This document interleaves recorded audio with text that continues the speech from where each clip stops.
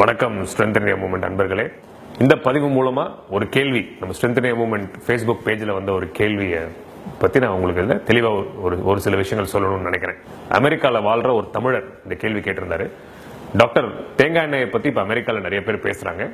அதுக்கு மருத்துவ ரீதியா நிறைய நல்ல விஷயங்கள் அது நம்ம உடம்புக்கு பண்றதாகவும் பல நோய்களை அது குணப்படுத்துறதாகவும் சொல்றாங்க டாக்டர் அமெரிக்கால.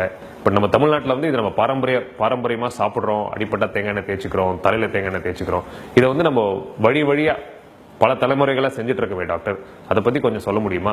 அதுக்கு மருத்துவ குணங்கள் இருக்கா அப்படின்றத பத்தி கொஞ்சம் சொல்லுங்க டாக்டர்னு கேட்டிருந்தாரு. அதை பத்தி நான் சொல்ல போறேன். முதல்ல தேங்காய் எண்ணெய் பத்தி நம்ம முக்கியமா ஒரு விஷயம் தெரிஞ்சுக்கணும்.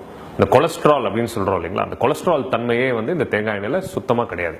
மற்ற எண்ணெய்கள்ல பாத்தீங்கன்னா ஓரளவுக்கு அது இருக்கும், இதுல அறவே கொலஸ்ட்ரால் தன்மை கிடையாது. ரொம்ப முக்கியமான விஷயம். ரெண்டாவதா, நீங்க தேங்காய் எண்ணெய் எடுத்தீங்கன்னா கொழுப்பு, எல்லா எண்ணெயிலையும் ஏதாவது ஒரு கொழுப்பு வகைகள் இருக்கணும்.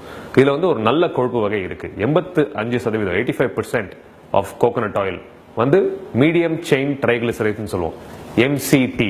நல்ல விதமான ஒரு கொழுப்பு சத்து அது இருக்குது. தேங்காய் எண்ணெயில பல நல்ல விஷயங்கள் இருக்கு. அதாவது என்னென்ன இருக்குன்னு சொல்லணும்னா, விட்டமின் E இருக்கு, விட்டமின் K இருக்கு, இரும்பு சத்து, அயர்ன் இருக்கு. எல்லாத்துக்கும் மேல essential fatty acids, linoleic acid, oleic acid, இந்த மாதிரி பல பொருட்கள் இருக்கு. இதெல்லாம் தவிர மற்ற எண்ணெய்கள் இல்லாத 3 முக்கிய விஷயங்கள், ரொம்ப முக்கியமான விஷயங்கள் இதுல இருக்கு. என்ன நீங்க தெரிஞ்சுக்கணும், அது capric acid, caprylic acid and lauric acid சொல்றோம். 3 ஃபேட்டி ஆசிட்ஸ். நம்ம தேங்காய் எண்ணெய் சாப்பிடுறதுனால என்ன ஆகுதுன்னா, நான் சொன்ன மாதிரி இந்த லாரிக் ஆசிட் அது உடம்புக்குள்ள போய் மோனோலாரின் அப்படின்னு ஒரு விஷயமா மாறுது. அந்த மோனோலாரின் அது என்னன்னா, நம்ம தாய்ப்பால் இருக்கு இல்லைங்களா, தாய்ப்பால் கொடுக்கக்கூடிய ஊட்டச்சத்து அளவுக்கு அது ஊட்டச்சத்து கொடுக்கக்கூடிய ஒரு பொருள்.